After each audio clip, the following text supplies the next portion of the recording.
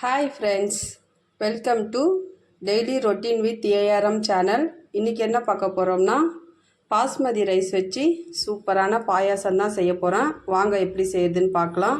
அதுக்கு stove on பண்ணிவிட்டு பேனில் 1 கப்பு பாஸ்மதி ரைஸ் எடுத்துருக்கேன். சின்ன கப்பு தான் அது. அதை நல்லா வறுத்துக்கலாம்.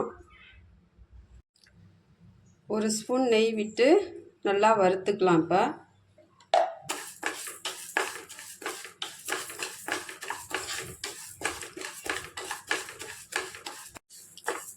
நல்லா பொன்னிறமாக ஆனதுக்கப்புறம் இதை ஒரு மிக்ஸி ஜாரில் மாற்றிட்டு நல்லா கொரப்பாக அரைச்சிக்கலாம். அதே பேனில் இன்னும் 1 ஸ்பூன் நெய் விட்டு 1 கப்பு ஜவ்வரிசி எடுத்திருக்கேன். அதையும் நல்லா வறுத்துக்கலாம். இது பெரிய ஜவ்வரிசி, நல்லா பெருசாக இருக்கும். இது நல்லா பபுள்ஸாக வர்றதுக்கு நல்லாயிருக்கும். அதனால் நான் இதை எடுத்திருக்கேன். இதையும் நல்லா பொன்னிறமாக வறுத்துக்கலாம்.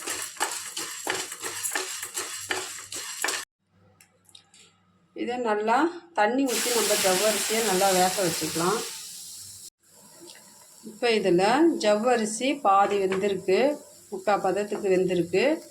இப்போ இந்த ஸ்டேஜில் நம்ம இந்த பொடி பண்ணி வச்சுருக்க பாஸ்மதி ரைஸை இதில் சேர்த்து இதையும் நல்லா வேக வச்சுக்கலாம். இது ரெண்டும் நல்லா குழஞ்சி வேகட்டும்.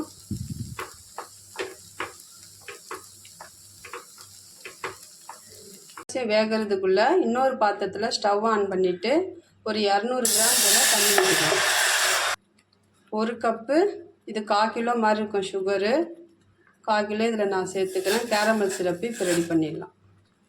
சுகர் நல்லா ப்ரௌன் கலராக ஆகிற வரைக்கும் நம்ம சிம்மிலே வச்சு நல்லா கலரிக்கலாம். நல்லா ப்ரௌன் கலராக ஆயிடுச்சு. ப்ரௌன் ஆனதுக்கப்புறம் இந்த ஸ்டேஜில் 1 கப்பு பால் சேர்த்துக்கலாம். விட்டுட்டு ஸ்டவ் இப்போ நம்ம ரெடி பண்ணி வச்சுருக்க இந்த கேரமலை இதில் ஊற்றிடலாம். சிம்மிலே வச்சு நல்லா கலரி விட்டுக்கலாம்.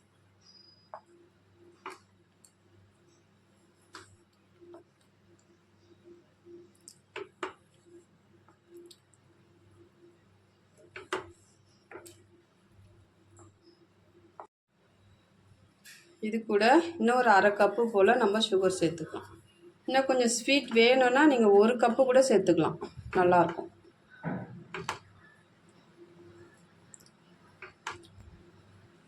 இது இப்போ நல்லா திக்காக ஆகட்டும். இந்த ஸ்டேஜில் நம்ம வறுத்து வச்சுருக்க முந்திரி திராட்சை எல்லாத்தையும் அதில் சேர்த்துட வேண்டியது.